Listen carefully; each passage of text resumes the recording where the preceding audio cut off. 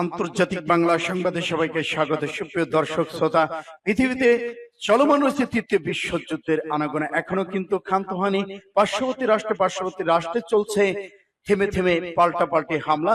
ভারত পাকিস্তান যুদ্ধে সম্মতি জানালেও এখানে ইসরায়েল, লেবানন এবং ফিলিস্তিন, আফগানিস্তান চলছে যুদ্ধের ধামামা। জানিয়ে দেব আমাদের হাতে থাকা সর্বশেষ আন্তর্জাতিক আপডেট। শুরুতেই থাকতে সংবাদ শিরোনাম, এরপর জানাবো বিস্তারিত। ইসরায়েলে ভয়াবহ আগুন শুরু, এবার জ্বলছে দখলকৃত আশদোদ শহর। কাশ্মীর ইস্যুতে ট্রাম্পের মধ্যস্থতায় প্রস্তাবে কঠিন চাপে ভারত। আরো 17 বছর চেষ্টা করলেও হামাসকে পরাজিত করতে পারবো না, ইসরায়েলের সাবেক যুদ্ধমন্ত্রীর ঘোষণা। এদিকে সৌদিতে পৌঁছলেন ট্রাম্প, ক্রাউন প্রিন্স সালমানের সাথে বৈঠক শুরু। এদিকে পারমাণবিক ব্ল্যাকমেইল সহ্য করবে না ভারত, নরেন্দ্র মোদীর ঘোষণা। যুদ্ধবিরতি বা জম্মু কাশ্মীরে ভারতীয় বাহিনীর অভিযান, নিহত 3। ভারত পাকিস্তানের প্রথম সেনা বৈঠকে যে সিদ্ধান্ত নেওয়া হলো,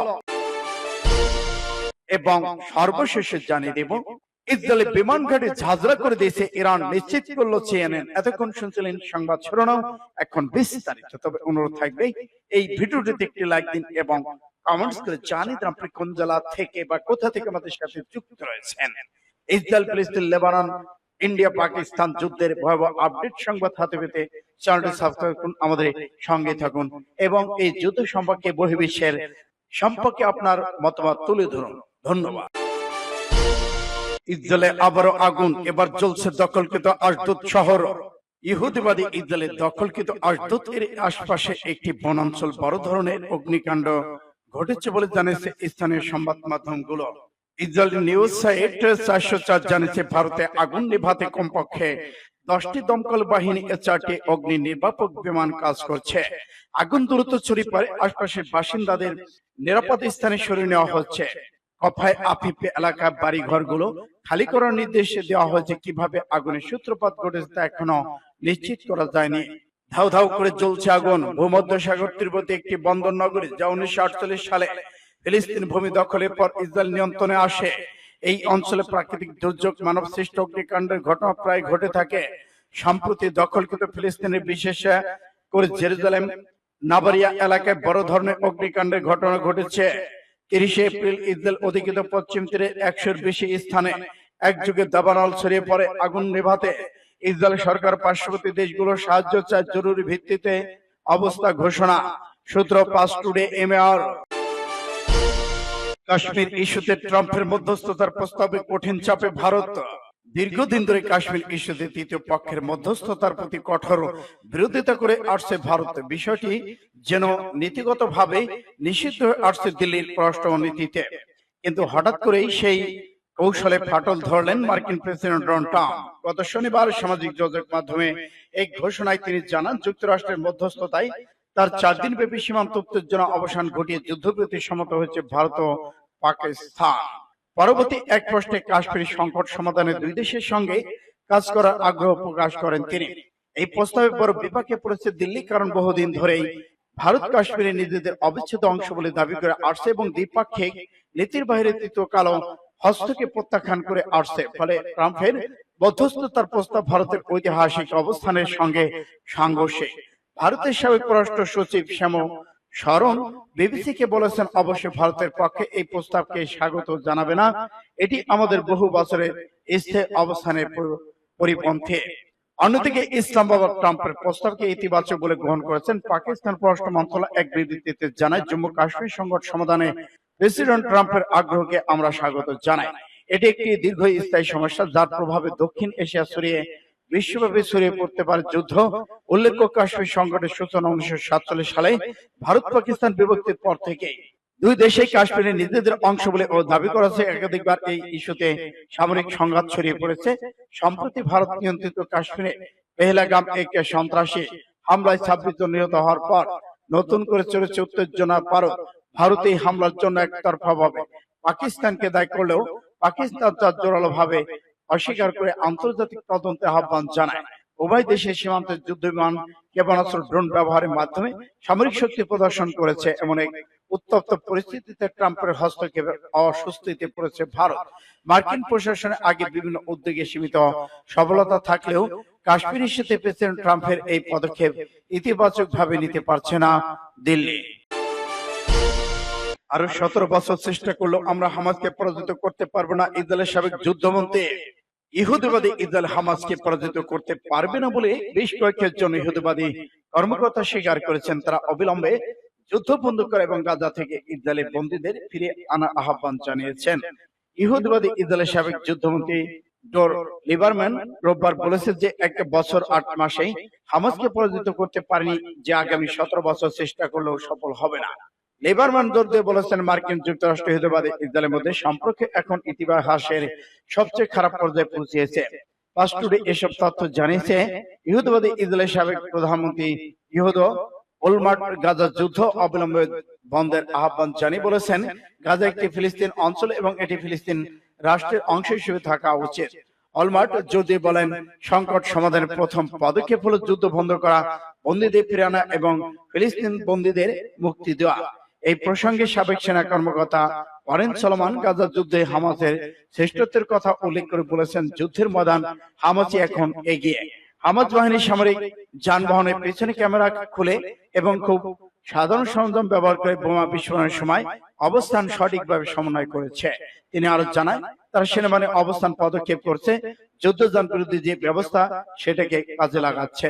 সূত্র পাঁচ টুডে এসে। সৌদি পৌঁছেছেন ট্রাম্প, ক্রাউন প্রিন্স সালমানের সাথে বৈঠক শুরু। যুক্তরাষ্ট্রের প্রেসিডেন্ট ডোনাল্ড ট্রাম্প সৌদি আরবে পৌঁছেছেন।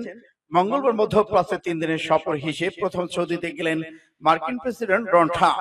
এক প্রতিবেদনে ইউএস সংবাদ মাধ্যম CNN নিউজ এ তথ্য জানায়।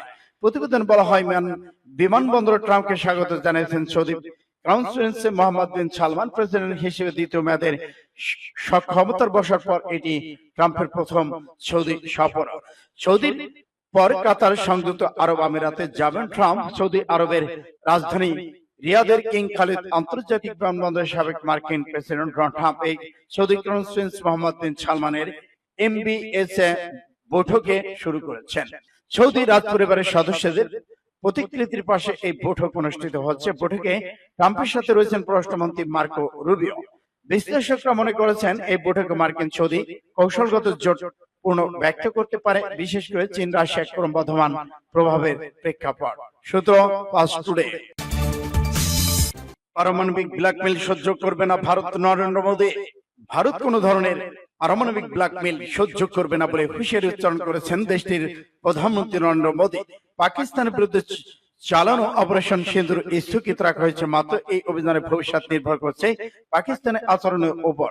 সোমবার ভারতের স্থানীয় সময় রাত 8টার দিকে কাশ্মীরের পেহেলগাম বন্দুকধারীদের হামলার পর পাকিস্তানের সঙ্গে সাম্প্রতিক সংঘাত ঘিরে জাতির উদ্দেশ্যে দেওয়া প্রথম ভাষণ তিনি এই হুঁশিয়ারি উচ্চারণ করেছেন। ভাষণে তিনি বলেছেন, ভারতের বিরুদ্ধে কোনো পারমাণবিক ব্ল্যাকমেইল সহ্য করা হবে না। পাকিস্তানের বিরুদ্ধে চালানো অপারেশন সিঁদুর স্থগিত রাখা হয়েছে মাত্র। এই অভিযানের ভবিষ্যৎ নির্ভর করছে পাকিস্তানের আচরণের উপর। এদিকে নরেন্দ্র মোদী বলেছে, আমরা পরিস্থিতির উপর নজর রাখছি, পাকিস্তান কি করে সেটাই নির্ধারণ করবে পরবর্তী পদক্ষেপ। ভারত শক্তিকে বিশ্বাসী, কিন্তু সেই যদি ভুল করে আমাদের দুর্বল ভাবার তার উপযুক্ত জবাব আমরা দেব। এদিকে ভারতের প্রধানমন্ত্রী নরেন্দ্র মোদী বলেন, আমি এই দেশের সকল মা বোন কন্যাদের প্রতি অপারেশন সিঁদুর উৎসর্গ করেছি। অপারেশন সিঁদুর শুধু একটি নাম নয়, এটাকে মানুষের আবেগ অনুভূতির প্রতিফলন। যুদ্ধবিরতির পর জম্মু কাশ্মীরে ভারতীয় বাহিনীর অভিযান, নিহত 3। ভারত শাসিত জম্মু কাশ্মীরে সোপিয়ানের নিরাপত্তা বাহিনীর সঙ্গে বন্দুকযুদ্ধে কথিত 3 সন্ত্রাসী নিহত হয়েছেন, আর একজন ওই এলাকায় উপস্থিত থাকতে পারে বলে ধারণা করা হচ্ছে। এক প্রতিবেদনে ভারতীয় সংবাদ মাধ্যম NDTV বলেছে, প্রথমে কুলগামে সংঘর্ষ শুরু হয়েছিল, পরে সোপিয়ানে একটি জঙ্গলে স্থানান্তরিত করা হয়। সেনাবাহিনী এবং আধা সামরিক বাহিনী নিরাপত্তার কর্মীরা প্রায় 2 ঘন্টা পর ধরে সন্ত্রাসীদের সঙ্গে লড়াই করে এবং গোয়েন্দা তথ্যের ভিত্তিতে তাদের আটক করা হয়েছে। এদিকে ভারতীয় সেনাবাহিনীর সামাজিক যোগাযোগ মাধ্যমে এক্সরে লিখেছেন, 13 মে রাষ্ট্রীয় রাইফেলস ইউনিটের একটি নির্দিষ্ট গোয়েন্দা তথ্যের ভিত্তিতে সুপ্রানের সকাল কেলার এলাকায় সন্ত্রাসীদের উপস্থিতি জানতে পেরে সেনাবাহিনী অভিযান শুরু হয়। অভিযান চলাকালীন সন্ত্রাসীরা গুলি চালায়, যার ফলে উভয় পক্ষের মধ্যে ভয়াবহ গুলিবর্ষণ শুরু হয়। এতে 3 জন সন্ত্রাসী নিহত হন। অভিযান এখনো চলছে বলে ধারণা করা হচ্ছে। ভারত পাকিস্তানের প্রথম সেনা বৈঠকে যে সিদ্ধান্ত নেওয়া হলো, যুদ্ধবিরতির পর ভারত পাকিস্তানের মধ্যে গতকাল সোমবার প্রথম সেনা বৈঠক হয়েছে। বৈঠকে দুই দেশ আর একটি গুলি না চালানোর ব্যাপারে একমত হয়েছেন। এছাড়া সিদ্ধান্ত হয়েছে একে অপরের বিরুদ্ধে কেউ আক্রমণাত্মক বা শত্রুতামূলক পদক্ষেপ নেবে না। সোমবার সন্ধ্যা 5টায় ভারত পাকিস্তানের director of military operation DGMO দের বৈঠকে অনুষ্ঠিত হয়েছে। এই বৈঠকে দুপুর 12টা হওয়ার কথা ছিল। নির্ধারিত সময় বৈঠক না হয় সংশয় তৈরি হয়েছিল, তবে শেষমেশ সন্ধ্যায় বৈঠকটি হয়। দিল্লির প্রতিরক্ষা মন্ত্রণালয়ের সূত্রে জানা গেছে, সীমান্ত এবং সীমান্তবর্তী এলাকা থেকে কমানোর বিষয় নিয়ে ভারতের ডিজিএমও রাজীব ঘাই এবং পাকিস্তানের ডিজিএমও কাশিফ আব্দুল্লাহর মধ্যে কথা হয়েছে। এছাড়া দুই দেশের ডিজিএমদের মধ্যে একে অপরের বিরুদ্ধে একটি গুলিও না চালানোর প্রতিশ্রুতি অব্যাহত রাখার বিষয়ে আলোচনা হয়। সেই সঙ্গে কোনো পক্ষই যেন আক্রমণাত্মক পথে না হাঁটে সে বিষয়ে আলোচনা হয়েছে। বৈঠকে সীমান্ত এবং সীমান্তবর্তী এলাকা থেকে কোনো কমানোর নিশ্চিত করার জন্য তাৎক্ষণিক ব্যবস্থা গ্রহণের বিষয়ে উভয় পক্ষকে একমত হতে বলা হয়েছে। পাকিস্তানের প্রভাবশালী পত্রিকা ডন জানিয়েছে, প্রায় 45 মিনিট স্থায়ী হয় এই বৈঠক। তবে বৈঠক শেষে এ সম্পর্কে কোনো দেশই বিবৃতি দেয়নি। ডনের প্রতিবেদনে বলা হয়েছে, দুই দেশের সীমান্ত রেখা 1 কিলোমিটারের মধ্যে কোনো হেলিকপ্টার, 10 কিলোমিটার মধ্যে কোনো যুদ্ধবিমান প্রবেশ করতে না পারার সিদ্ধান্ত নেওয়া হয়েছে। সূত্র এনডিটিভি। ইসরায়েলের বিমান ঘাঁটি ঝাঁঝরা করে দিয়েছে ইরান, নিশ্চিত করলো সিএনএন। দখলদার ইসরায়েলের সামরিক অবকাঠামোকে লক্ষ্য করে মঙ্গলবার রাতে ব্যাপক হামলা চালিয়েছে ইরান। এর মধ্যে অন্যতম ছিল লেভার্টি বিমান ঘাঁটি। যুক্তরাষ্ট্রের সংবাদ মাধ্যম সিএনএন হামলা ভিডিও বিশ্লেষণ করে জানিয়েছে, লেভার্টি বিমান ঘাঁটিতে অন্তত কয়েক ডজন মিসাইল ছড়েছে ইরান, যেগুলো একের পর এক ঘাঁটিতে আঘাত হানতে সক্ষম হয়েছে। সংবাদ মাধ্যমটি জানিয়েছে, তারা যে দুটি ভিডিও বিশ্লেষণে দেখেছে সেগুলোর মধ্যে একটি ধারণ করা হয়েছে আরাতান নাকাব শহর থেকে। এটি বিমান ঘাঁটির দক্ষিণ দিকে অবস্থিত।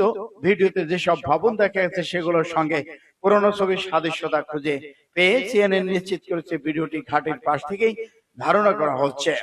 এদিকে আকাশের উপর দিয়ে ধরে রাখা ক্যামেরায় ধরা পড়েছে কয়েক ডজন মিসাইল এই ঘাটির উপর পড়ছে। এই সময় সেখানে সাইরেন বাজছিল।